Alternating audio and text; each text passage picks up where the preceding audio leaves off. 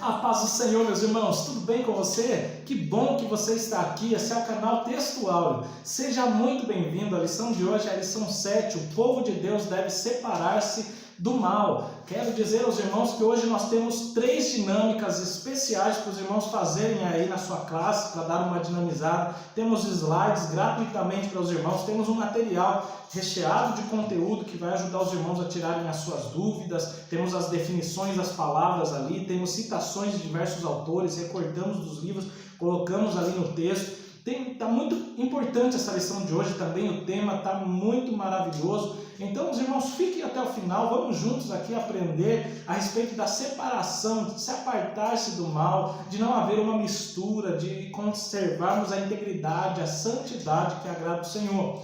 Meus irmãos, eu quero avisar também que nós estamos sorteando esta camiseta, uma camiseta como essa, uma masculina e uma feminina, como aparece aí no slide. Como que faz para participar? Os irmãos, durante o vídeo, vai aparecer um código aqui embaixo, vai aparecer um código escrito Código do Sorteio. Os irmãos anotem esse número e enviem para esse número de WhatsApp.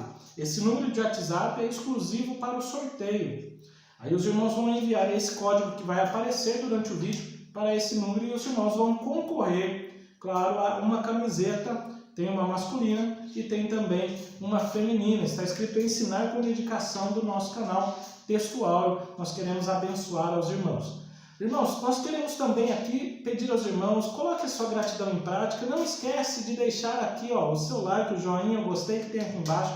Nos ajuda muito também de comentar ali embaixo. Deixe aqui seu comentário para ajudar os outros irmãos, para dizer como é que você tem agido na sua escola bíblica dominical, se você tem usado as dinâmicas, os slides, o material, como é que tem sido aí, se já está tudo presencial, se ainda está fazendo online. Deixe aqui seu comentário, também nos ajuda muito. E não esquece de se inscrever. Mais da metade dos irmãos que estão assistindo não são ainda inscritos. E nós vamos fazer tanto o sorteio dessa camiseta, quanto aulas especiais que vamos preparar. Os irmãos que são inscritos recebem de primeira mão e podem saber quando nós estaremos ao vivo ou quando nós estamos lançando uma lição nova. Tá certo, irmãos? Vamos lá, lição 7, o povo de Deus deve separar-se do mal. Vamos lá para o texto áureo que diz: pelo que saí do meio deles e apartai-vos, diz o Senhor, e não toqueis nada imundo, e eu vos receberei. 2 Coríntios 6:17.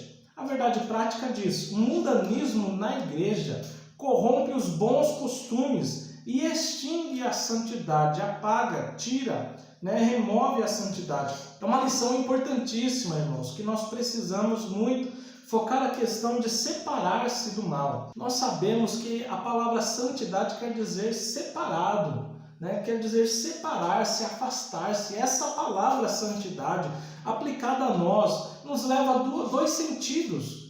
Tanto a separar-se do mal, afastar-se do mal, quanto separar-se para Deus, para o serviço de Deus. Então eu estou separando daqui do mal e nos entregando, nos dedicando a Deus. E isso é a santidade, a vida de santidade. Nós vamos já para uma frase que tem lá no Interagindo com o Professor. Nós vamos deixar aqui essa citação, tem lá na revista do professor, mas nós incentivamos o professor, leia para o seu aluno, que é uma frase que resume bem a lição de uma forma bem prática. Diz assim: como povo de Deus, devemos manter a nossa identidade como servos de Deus e preservar o nosso nome no livro da vida, afastando-nos de qualquer mundanismo que possa comprometer a nossa comunhão com o Salvador. Mundanismo aqui representa as práticas que o povo que ainda não veio para Jesus, que ainda não aceitou, eles continuam praticando. As velhas práticas que nós, antes de convertermos, antes do Senhor operar em nós a justificação, a santificação, nós praticávamos as antigas práticas, as velhas práticas. Isso é o mundanismo. E nós não podemos praticar as mesmas coisas que praticávamos antes ou que as pessoas que ainda não aceitaram o Senhor continuam praticando. Nós precisamos manter uma vida íntegra, fiel ao Senhor. Na introdução diz: iremos estudar os preparativos que os judeus fizeram para pôr os alicerces da nova forma de vida após o cativeiro. Nós já estudamos e estamos estudando a questão de que os judeus foram levados cativos à Babilônia, mas depois de 70 anos, conforme as profecias do Senhor, o Senhor desperta o coração de Ciro e o Senhor usa diversas pessoas para que o povo volte para Israel, para Judá, para reconstruir o templo, para reconstruir os muros e também para reconstruir suas próprias vidas espirituais. Então eles saem dali e vão para Israel. Em Israel, todas as atitudes que eles tomam a princípio é como se fossem os alicerces dessa nova vida. Como que eles tomam, quais são os princípios que eles aprenderam dessa crise do exílio? O que eles aprenderam disso tudo? Será que mudaram? Como foi? É isso que nós vamos aprender. E nós vamos já para o primeiro tópico que diz: somente os judeus retornariam a Judá. Já é um princípio muito importante. Nós vemos que para ser considerado apto, para fazer parte do grupo, daquela caravana que ia sair da Babilônia para Israel, precisava-se que provasse que ele era realmente de Israel. Então você imagina, o povo levado cativo lá no cativeiro, espalhado entre os babilônios. Como é que, vamos voltar, vamos. Eu quero voltar. Tá, você quer voltar, mas nós vamos fazer aqui uma checagem, uma lista. Nós vamos passar aqui você por uma triagem para ver se a sua família, se você faz parte de uma família que morava lá em Israel. E se também entre os seus parentes não teve ninguém que se casou com o pessoal da Babilônia. Isso era importantíssimo. Por isso tem as genealogias. Por isso em Esdras 2 está registrado o nome de diversos deles, para saber quais deles voltaram. Então a pessoa que se candidatava, eu quero voltar para Israel. Então vamos ver na genealogia, aquela lista de nomes que os irmãos encontram ali na Bíblia, diversas delas. Vamos ver na genealogia se consta o nome da sua família. Se a sua família continuou sendo fiel aqui no cativeiro. Depois de 2, 3 gerações, eles ainda continuam fiéis. Ou se casaram com pessoas aqui da Babilônia, se envolveram com pessoas de outras práticas, de outras crenças que adoram outros deuses. Se tivesse alguma mistura, se o pai dele, se o avô dele tivesse se casado com alguém ali da Babilônia ou de outro país que tivesse em práticas pagãs, que não fosse Israel, se casou com alguém de fora, estrangeiro, essa pessoa já não poderia ir mais voltar para Jerusalém para reconstruir o muro e o templo.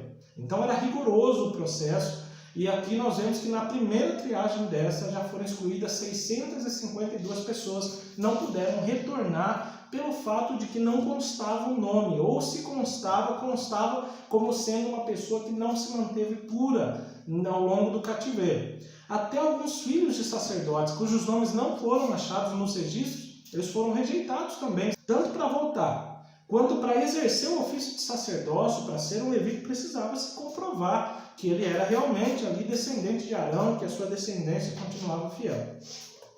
Os judeus mestiços, aqueles que se casaram com pessoas estrangeiras durante o cativeiro, eles não fariam parte do grupo que retornaria, como nós acabamos de dizer. E Deus não aceita a mistura do seu povo com o povo do mundo. Deus não quer que nós nos coloquemos em um jugo desigual. Quando uma pessoa crê em Deus e a outra pessoa não crê, para que não haja divisão entre esse lar, para que essa pessoa que crê em Deus não venha a aceitar as práticas mundanas, se colocando num jugo que não dá certo. A história de Israel registrava uma amarga experiência nesse sentido.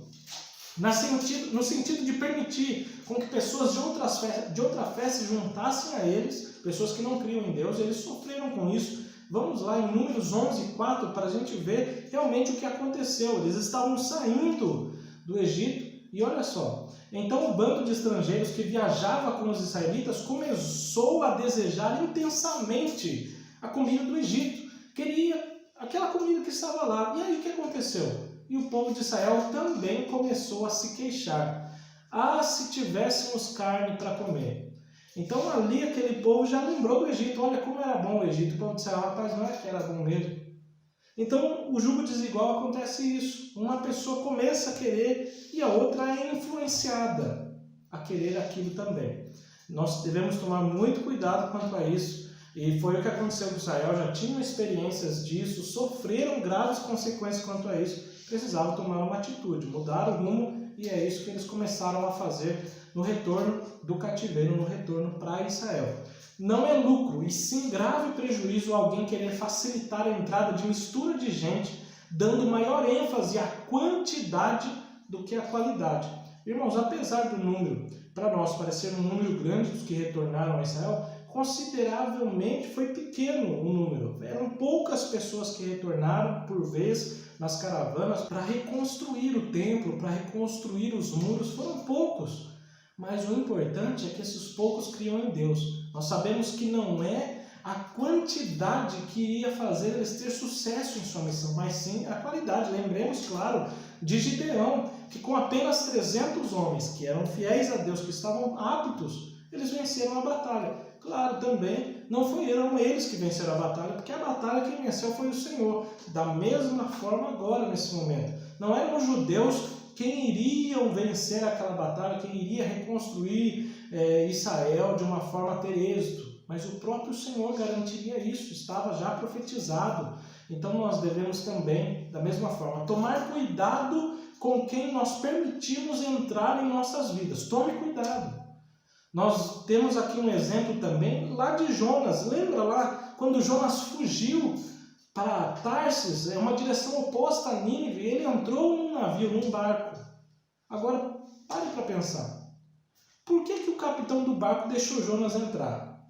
Ah, mas ele tinha que deixar. Pois ele deixou Jonas entrar, deixou um fugitivo entrar no seu navio. E o que aconteceu? Quase que o navio dele veio a se despedaçar e a se quebrar, porque ele permitiu que alguém que estava fugindo de Deus entrasse na sua embarcação. E aí ele padeceu, teve que jogar muitas coisas fora do navio para aliviar a carga do barco. Por fim, descobriu-se que Jonas estava dormindo lá no porão. Então nós devemos também tomar cuidado com quem nós permitimos entrar no nosso navio, para que nós não venhamos a sofrer as tempestades sem causa. Pelo menos a causa não era do capitão, né? O motivo daquela tempestade era o entrão, o fugitivo, aquele que tinha entrado.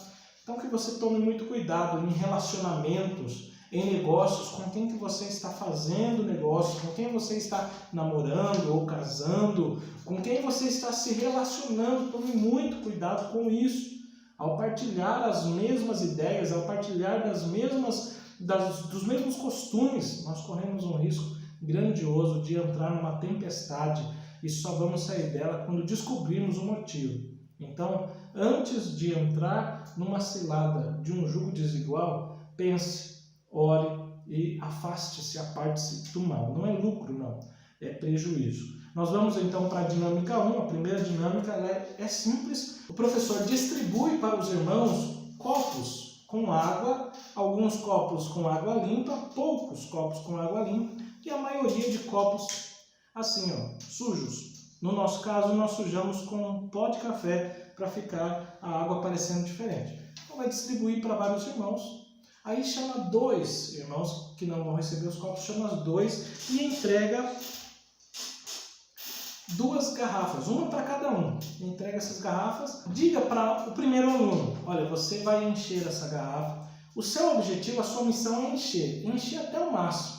Enche o quanto você puder com o líquido, com a água que está entre os irmãos. Você chega e vai colocando aqui dentro.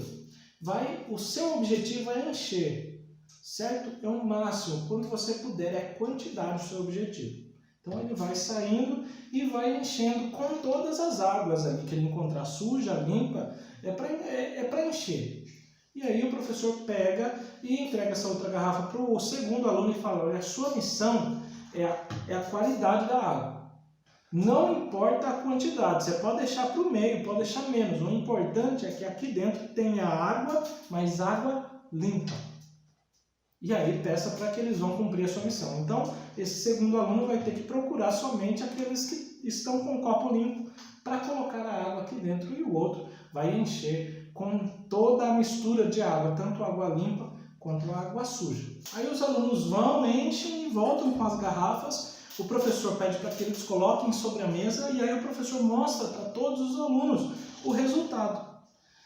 O primeiro aluno encheu a garrafa, bastante, quase um topo, encheu, está lá uma água. E o outro aluno não conseguiu encher, mas tem muita diferença. Pergunte para a classe, se vocês fossem servir aqui a água num culto, numa escola bíblica, para as pessoas, para saciar a sede, qual dessas 2 garrafas você pegaria para usar? Claro que eles vão responder a que está com água limpa. E aí o professor pode perguntar ainda: mas gente, essa aqui tem mais, essa tem menos, por que vai escolher aquela? Porque claro, não importa a quantidade, o importante é a qualidade. Cada copo limpo que foi colocado aqui com a sua água representa os judeus que tinham as suas genealogias mantendo íntegro para voltar lá para Israel, para construir de novo o templo, para reconstruir os muros. E aqui está a mistura do povo, que queria voltar, mas eles olharam na genealogia e houve mistura, casaram-se, misturou, tinha água boa aqui dentro, tinha, mas misturou. A pessoa era israelita, era hebreu, era, mas ele se casou, se misturou, aderiu às práticas mundanas. E esse é um grande problema e acontece ainda hoje. Quando a gente aceita as práticas de Deus e as práticas do mundo, a gente não serve para alimentar outras pessoas, a gente não serve para ser útil nas mãos do Senhor, a gente não serve para isso. Nós precisamos ser íntegros, ser fiéis ao Senhor. Nós cultuamos a Deus de dia e também durante a noite. Nós adoramos, falamos a mesma língua a todo momento. Não há um sincretismo religioso em nossas vidas. Tem pessoas que estão adorando a Deus no culto, mas chega lá na casa, começa a adorar outras coisas. Que nós nos mantenhamos íntegros, porque somente essa foi escolhida pelos alunos para servir. Se precisasse servir, qual nós escolheríamos? É essa aqui. Então é essa que serve, aquela que se mantém pura, íntegra, aquela que se mantém realmente ali sendo água. Então que nós não percamos a nossa identidade de cristão misturando. Nós mantenhamos íntegros. Essa foi a dinâmica 1, bem simples, os professores podem fazer inclusive online ou na aula presencial. Se for fazer, deixa aqui o seu comentário aqui embaixo e nós já vamos então para o segundo tópico. Os judeus não aceitaram a ajuda dos samaritanos. Primeiro, quem eram os samaritanos? Os samaritanos eram uma mistura de gente, na sua maioria de origem pagã. Na lição de número 4, o professor tem aqui no nosso canal, pode ver lá na lição de número 4, nós explicamos certinho como surgiram os samaritanos, né? Vamos lá. Esse povo apareceu depois do ano 712, quando as 10 tribos do norte foram levadas cativo. Nós sabemos que o povo de Israel, as 12 tribos de Israel, eles eram divididos em Reino do Norte e Reino do Sul antes do cativeiro. E nós sabemos também que o Reino do Norte foi primeiro para o cativeiro na Assíria. A Síria, eles foram para o cativeiro e o povo assírio, o rei da Síria, levou o povo do norte para o cativeiro. Leva então o povo que estava morando lá na tribo do norte, em Israel, nas tribos do norte, leva eles para fora e traz para cá várias pessoas de diversas nações. Assim evitaria com que eles se unissem e se revoltassem contra a Síria. Então vieram povos de diversos lugares. Nós temos inclusive lá em 2 Reis 17, 24, explicando isso, falando dos povos que vieram habitar no Reino do Norte. E ali se misturou, eles trouxeram as suas práticas religiosas, trouxeram os seus deuses para ali morarem, praticarem, cultuarem, habitarem ali. E os povos dali, os poucos que ficaram, foram se misturando. O rei da Síria envia um sacerdote para ensiná-los a lei de Deus, a adorar a Deus, né, como que se davam as doutrinas de Deus, do Deus da onde eles estavam morando, aqui de Israel, para que eles não sofressem consequências. Eles aprenderam a adorar a Deus. O problema é que eles não aprenderam a adorar somente a Deus. Eles continuaram com outras práticas. E esse povo da região do norte foi considerado samaritano. Eles habitavam as regiões de Samaria. Os samaritanos temiam ao Senhor, mas também serviam aos seus deuses. E isso já estava errado. Se o povo judeu que voltou fosse se misturar com os samaritanos, ia dar problema do mesmo jeito. Eles praticavam a idolatria, iriam cair novamente na idolatria, que foi o motivo pelo qual eles foram levados cativeiro, e eles não queriam que isso acontecesse novamente. E aqui uma citação da Bíblia de Estudo e Aplicação Pessoal que diz: podemos identificar uma atitude semelhante em nossos dias. Muitas pessoas afirmam crer em Deus, embora se recusem a abandonar as atitudes que ele reprova. O Senhor não deve ser acrescentado aos valores que já possuímos. Ele deve vir em primeiro lugar e a sua palavra deve moldar todas as nossas atitudes. Isso acontece, as pessoas vêm, aceitam Jesus, mas querem continuar com as antigas práticas. Não há uma mudança, não se permite que o Espírito Santo molde, que a palavra de Deus molde as suas atitudes. Ele não coloca Deus em primeiro lugar, ele coloca Deus no seu armário de questões religiosas. E isso não pode acontecer. Assim aconteceu com os samaritanos. Eles representam muito bem uma vida na carne, da qual a idolatria é uma expressão. Como lá em Gálatas 5, 19 e 20, que fala que as obras da carne são manifestas, entre elas imoralidade sexual, e dentre elas está a idolatria. No sentido ético, nas epístolas de Paulo, claro, a carne é vista como uma vida afastada do Espírito e controlada pelo pecado. Essa é uma vida na carne. Quando falamos a questão de viver na carne, nós estamos falando isso, afastado do Espírito de Deus e praticando o pecado. E como é a vida no Espírito? É viver uma vida afastada do pecado, porém controlada pelo Espírito. Vamos lá para o segundo subtópico. Os samaritanos oferecem a cooperação aos judeus, que é o que nós comentamos agora. Quando os judeus começaram a construção do templo, os samaritanos ofereceram-se para cooperar. Mas nós veremos mais à frente que eles se sentiram ameaçados com os judeus ali, que eram eles que dominavam aquela região, e chegam os judeus para construir o templo animados, servindo exclusivamente ao Deus de Israel. E aí os samaritanos vêm querendo ajudar, falando que servem ao mesmo Deus, mas na verdade queriam se infiltrar para minimizar, para não deixar com que o povo que tinha retornado dominasse aquela região. Os judeus, porém, rejeitaram firmemente aquela proposta, não aceitaram, eles falaram: não convém que nós e vós construamos isso de maneira nenhuma, nós somente fomos autorizados pelo Senhor a construir e vocês adoram outros deuses, nós nos manteremos íntegros ao Senhor. Igualmente, quando da construção dos muros, a cooperação dos samaritanos foi recusada, os inimigos vinham, queriam atrapalhar, mas Neemias também manteve-se firme, não permitiu ser levado pelos enganos de Sambalate, de Tobias, ele não permitiu isso. A Bíblia manda que nós devemos nos afastar de 3 tipos de pessoas. Quais são? Daqueles que não têm a sã doutrina. 2 João 10 e 11 diz: se alguém for às suas reuniões e não ensinar a verdade de Cristo, não convide a entrar em sua casa, nem lhe dê nenhum tipo de apoio. Quem apoia esse tipo de pessoa torna-se cúmplice de suas obras malignas. Então afaste-se das pessoas que não têm a sã doutrina e que na verdade pregam uma outra doutrina, que não Jesus, que não a palavra de Deus. Que nós nos afastemos desse. Que nós não apoiemos em nada, não assistamos, não contribuamos, não convidemos para os nossos lares, afastar-nos desse.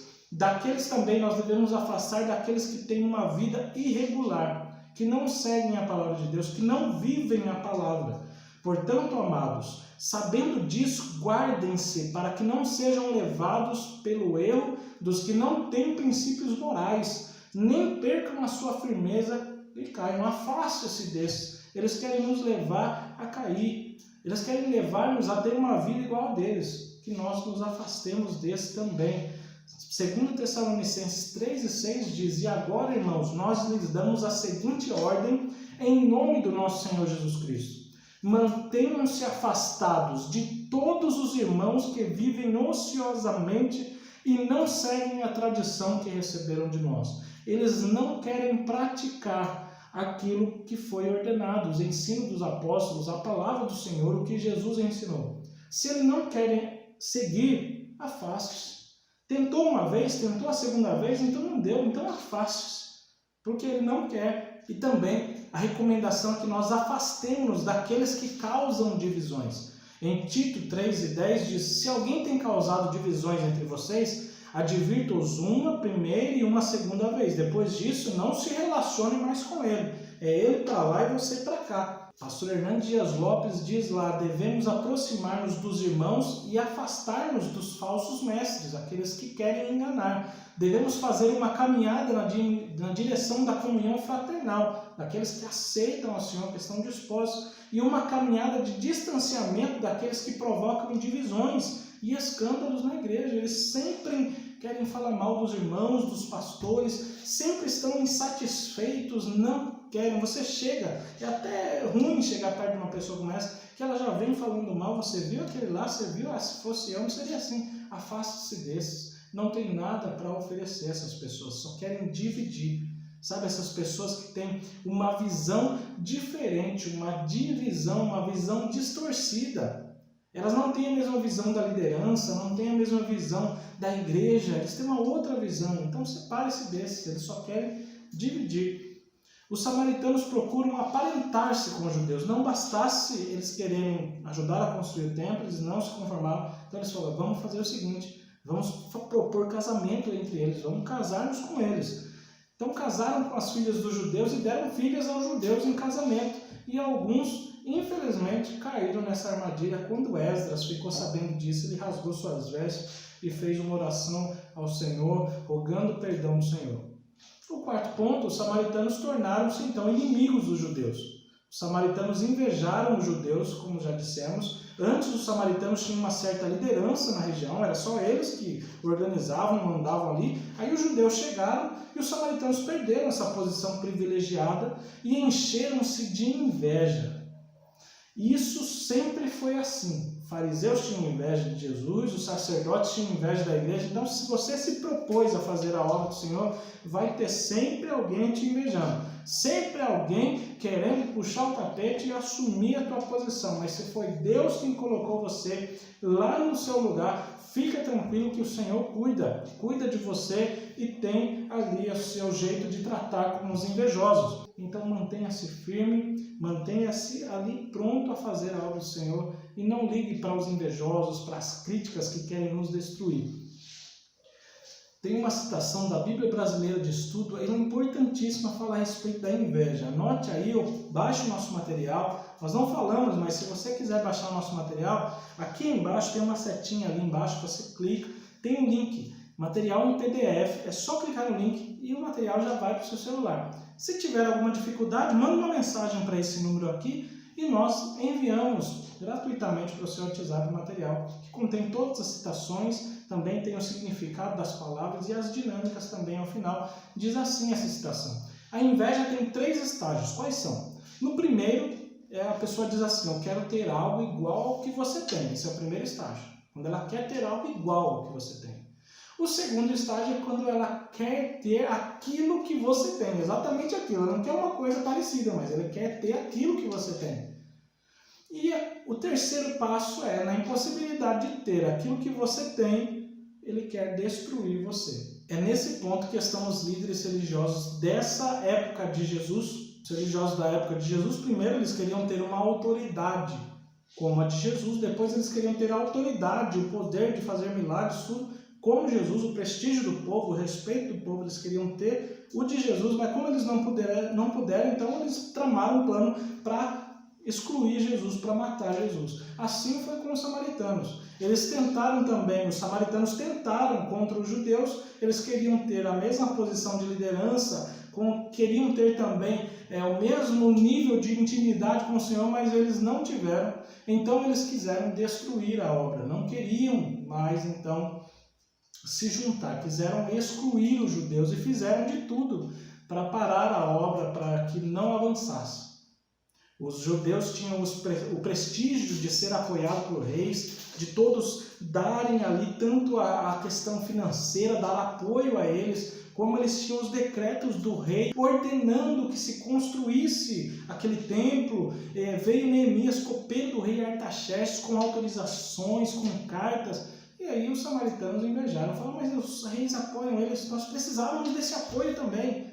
Como eles não tinham apoio, eles fizeram de tudo para parar a obra do Senhor. Aí, a segunda parte, nós falamos que os samaritanos invejaram os judeus e também os samaritanos imaginaram que se conseguissem associar-se aos judeus, eles gozariam do mesmo prestígio. Mas aí quando foi negado, quando os judeus não aceitaram, o ódio transformou-se em inimizade declarada. E aí até nos tempos de Jesus nós vemos a questão de judeus não se dão com os samaritanos, não se falavam um com o outro. Um xingava o outro de cão, porque eles se odiavam, não se falavam. E essa inimizade, segundo muitos comentaristas, estudiosos bíblicos, começou nesse ponto, quando eles quiseram se associar com os judeus não permitiram e teve então uma inimizade declarada ali. Terceiro tópico diz, Deus exige santidade do seu povo. Deus espera que seu povo esteja sempre em comunhão com Ele, vivendo separado do mal. Então não dá para ficar junto com o pecado tendo comunhão com Deus. Ou você escolhe ter comunhão com Deus e separar-se do pecado, ou você escolhe viver com o pecado e você separa-se de Deus. Uma citação importante também que diz que nosso Deus Santo espera que o imitemos, seguindo seus altos padrões morais e sendo tanto misericordiosos quanto justos. Primeiro subtópico: retornando do cativeiro, Israel separou-se do mal. Por isso, a bênção de Deus os acompanhou e eles conseguiram concluir a construção do templo, tomaram uma decisão firme de manter-se separados do mal. Logo, tiveram sucesso, Deus prosperou o seu caminho e eles concluíram então a obra do templo. 2 Coríntios 7,1 também diz: amados, visto que temos essas promessas, purifiquemo-nos de tudo que contamina o corpo e o espírito, aperfeiçoando a santidade no temor de Deus. E nós temos tantas promessas de bênção se nos afastarmos do pecado, se deixarmos o pecado de lado.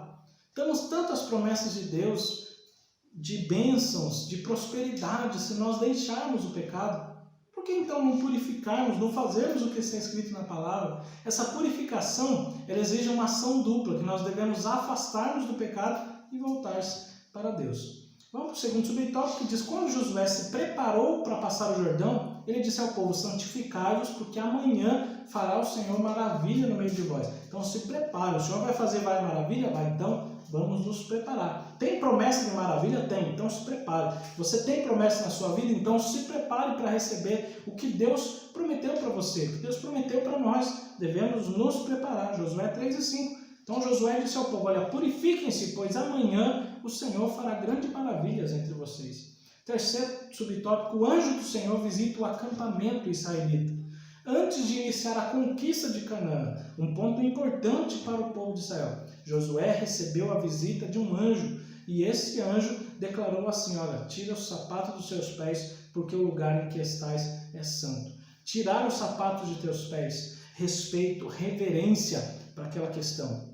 Santidade, tudo isso representa, que nós devemos respeitar, honrar e se tornar cada vez mais santos, separados do mal para fazer a vontade do Senhor. Antes de qualquer conquista e iniciativa, faça sempre uma consagração ao Senhor. Afaste-se do mal, analise-se a si mesmo, faça um autoexame para ver como está a sua vida, se você está se mantendo cada dia mais afastado. Então hoje, mais santos do que ontem, amanhã mais santos do que hoje. Isso é um processo de santificação e é o Espírito Santo quem faz isso em nossas vidas. Permita o Espírito Santo produzir o seu fruto em nossas vidas.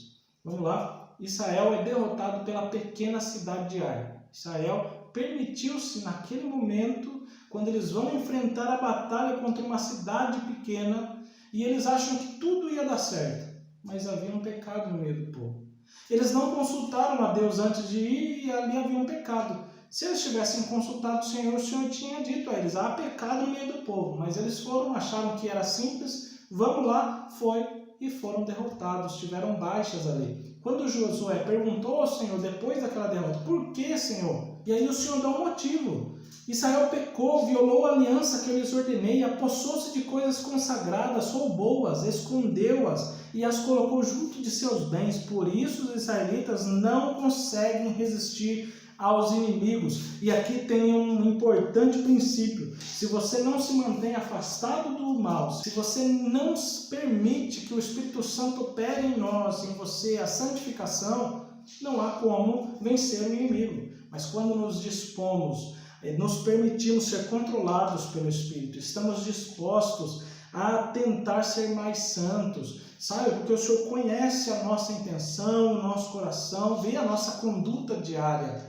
O Senhor nos protege dos ataques do inimigo. Então nós não conseguimos resistir aos inimigos se estamos andando fazendo a vontade do inimigo. Não dá, nós não temos vitória desse jeito. O pecado, depois de descoberto ali em Israel, ele foi desarraigado, foi tirado, extirpado, e então disse o Senhor a Josué: Josué, não tenha medo, não desanime, levante todo o exército com você e avance contra Ai, e eu entreguei nas suas mãos o rei de Ai, seu povo, sua cidade, sua terra. Deus exige santificação do seu povo para poder operar no meio dele.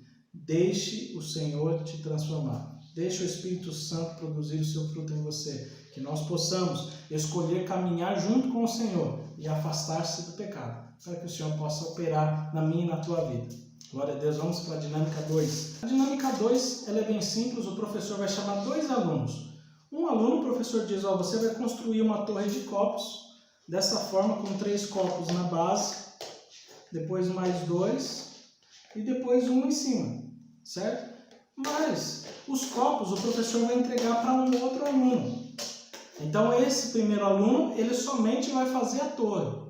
Mas os copos, quem vai dar vai ser esse outro aluno. E o professor então vai entregar esses 6 copos para esse outro aluno e também um copo no meio, ó, cortado no meio. Nós cortamos um copo desses ao meio e entregue também para ele. E oriente esse aluno que ele deve entregar um copo por vez para esse aluno que vai fazer a torre e sempre intercalando, ofereça esse meio copo aqui, esse copo cortado. Então o aluno vai entregar um copo para aquele aluno, ele vai colocar na posição, aí o aluno entrega esse aqui. Esse segundo aluno ele pode rejeitar ou não. Se ele rejeitar, depois o professor vai dar uma conclusão. Se ele não rejeitar e tentar, o professor pede para a classe observe como é difícil fazer uma torre com copos daquele jeito.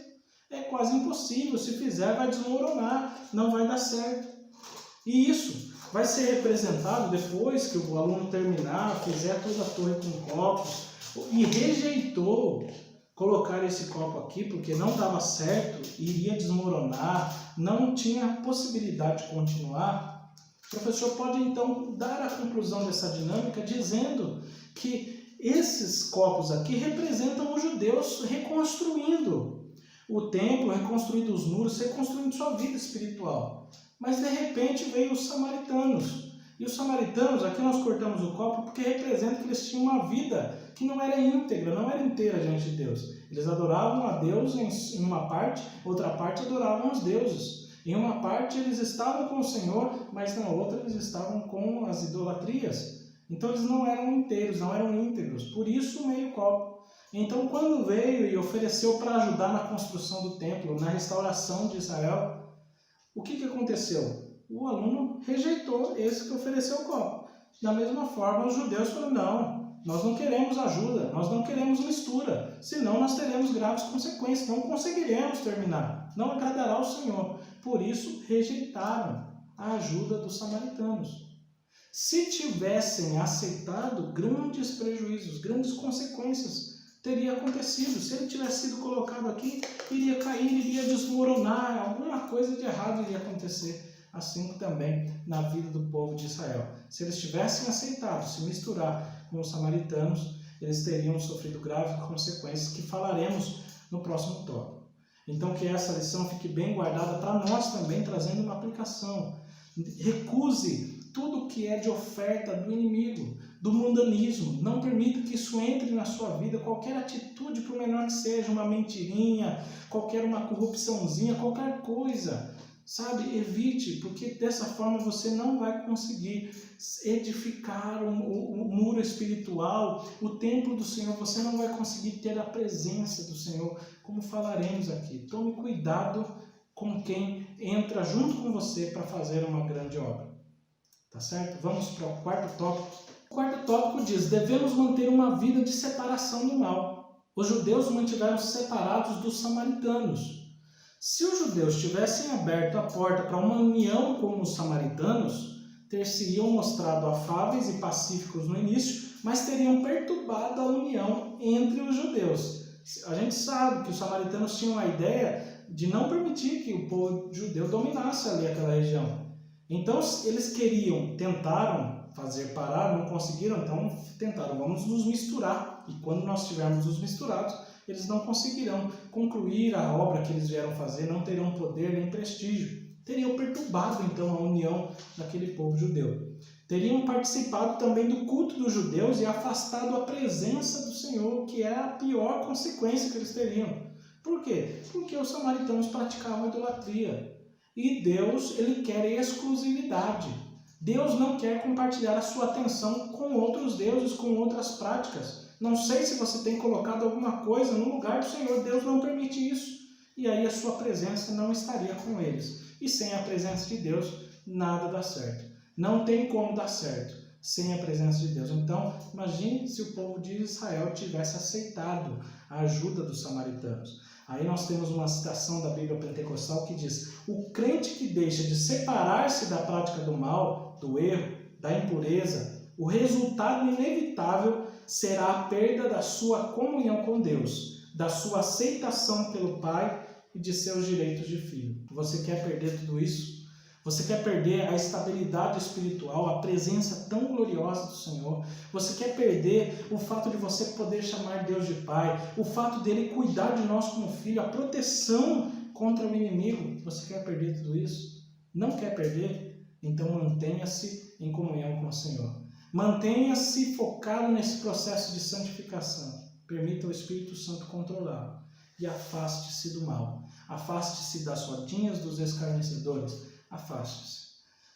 Pregue a palavra. Tente ganhá-los para Jesus, mas não pratique as mesmas coisas que eles praticam. Não se una a ele em negócios, em questões importantes. Nós devemos manter-nos íntegros ao Senhor.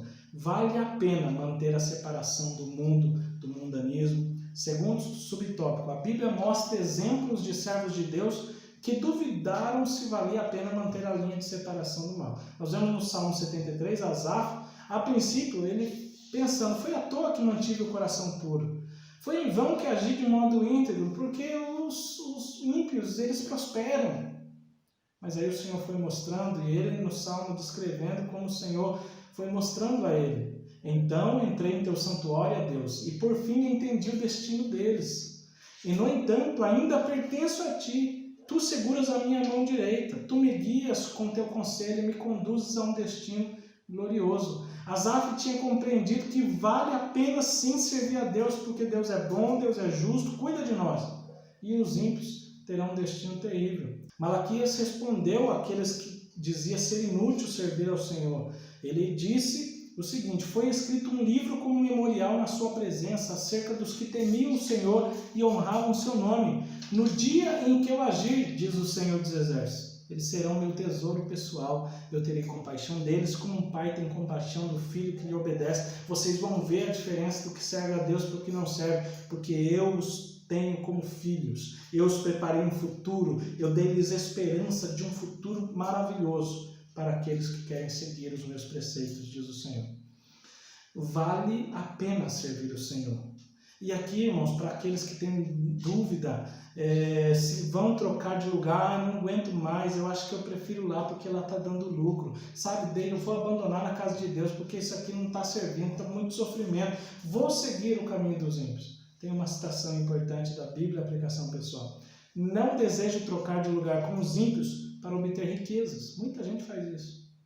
Um dia os ímpios desejarão trocar de lugar com você e desfrutar da sua herança eterna, porque eles, aqueles que são ímpios e têm riquezas aqui na terra, eles não conseguem comprar as riquezas eternas durante toda a eternidade que o Senhor preparou para você. Você tem ajuntado tesouro lá na glória, e isso vale mais do que o mundo inteiro, do que qualquer coisa. Hoje, às vezes você pensa em trocar de lugar porque eles estão ali com dinheiro na conta, com um carro novo, mas um dia, quando chegar lá no final, eles vão querer trocar de lugar com você. Eles vão querer falar, viu, eu prefiro essas aí, porque as minhas se corrompem, as minhas foram embora, eu tive que deixar para trás, não tem como levar, mas eu quero viver eternamente aí. Aí já não vai ter mais tempo.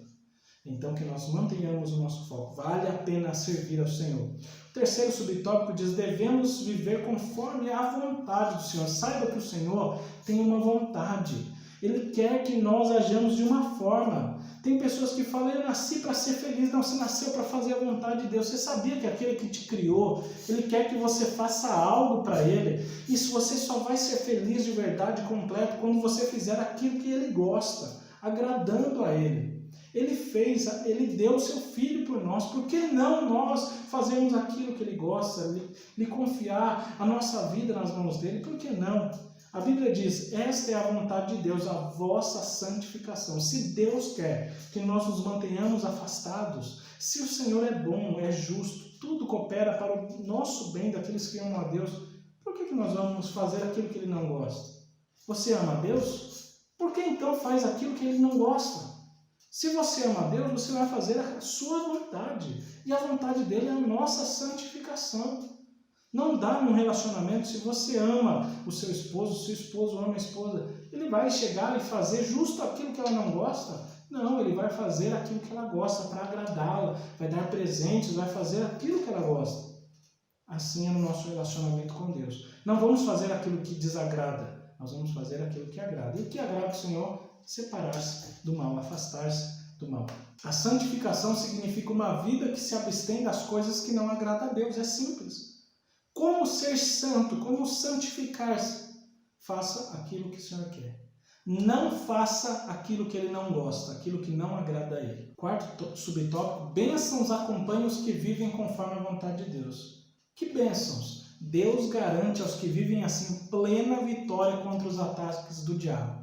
Você está vivendo conforme a vontade de Deus, então saiba que você está protegido. Você tem crescimento espiritual garantido, dia após dia, crescendo espiritualmente, conhecendo mais o Senhor, e isso não tem dinheiro no mundo que pague. O Espírito Santo tem plena liberdade para atuar em suas vidas, e o Espírito Santo atuando em nossas vidas é milagre todos os dias, é vitória todos os dias, é aquele sentimento de alegria todos os dias, é ter o conforto, o consolo do Espírito Santo em nossas vidas todos os dias, é ter ajuda no momento em que você precisa, todos os dias. Tornam-se preparados para serem usados por Deus em sua obra. Você faz a vontade de Deus, então você está preparado para ser usado. E é tão gostoso ser útil para o Senhor. É tão gostoso fazer a obra do Senhor e saber que estamos sendo úteis nessa vida para fazer aquilo que Ele quer que nós façamos.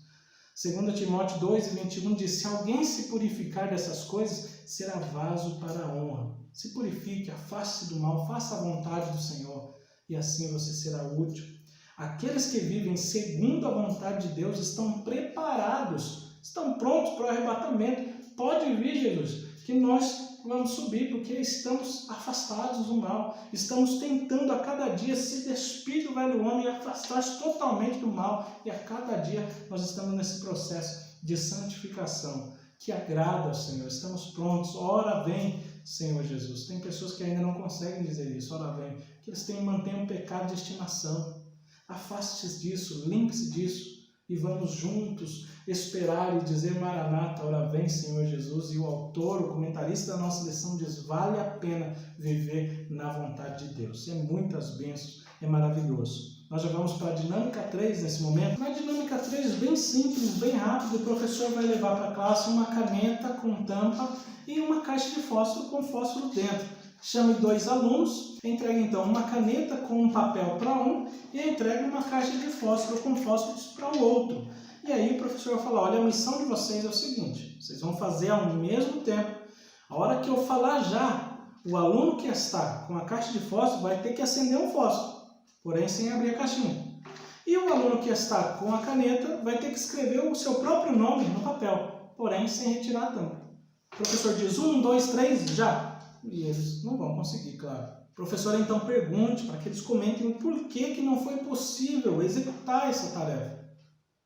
O aluno que está com a caixa fala: porque não tem como, precisa tirar o fósforo daqui de dentro para poder riscar aqui do lado de fora, para poder acender.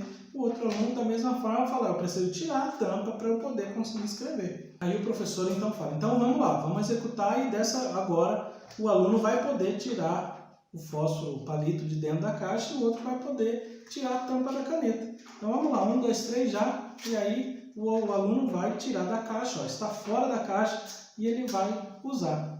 E o palito aqui foi usado para aquilo que ele foi feito. Aqui também, da mesma forma, a hora que falar já, o aluno vai tirar a tampa e vai escrever o seu nome ali. E a caneta, então, pode ser usada para aquilo que ela foi feita. Olha que interessante. O professor, então, pode concluir essa dinâmica dizendo o seguinte, que nós, como esse palito, para nos tornar úteis, precisamos sair de dentro dessa caixa.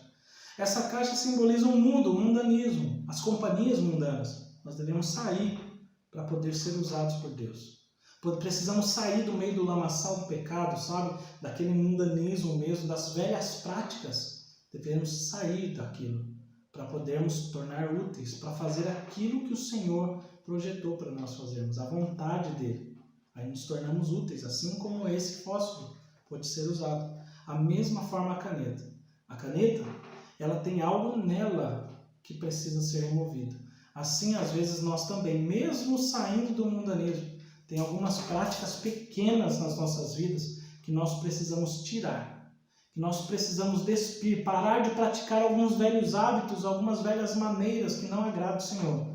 Tirar, para que possamos ser usados para aquilo que o Senhor quer. Uma caneta foi feita para escrever, mas não dá para escrever com a tampa. Você também foi feito para fazer a obra de Deus, para fazer a vontade do Senhor, mas não dá para fazer se você mantiver esse pecado aí grudado em você. Amém, meus irmãos? Essa foi a dinâmica 3 e essa foi a lição 7. Eu espero que os irmãos tenham entendido bem.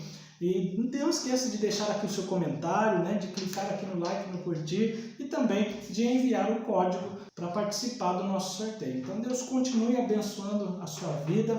Até a próxima.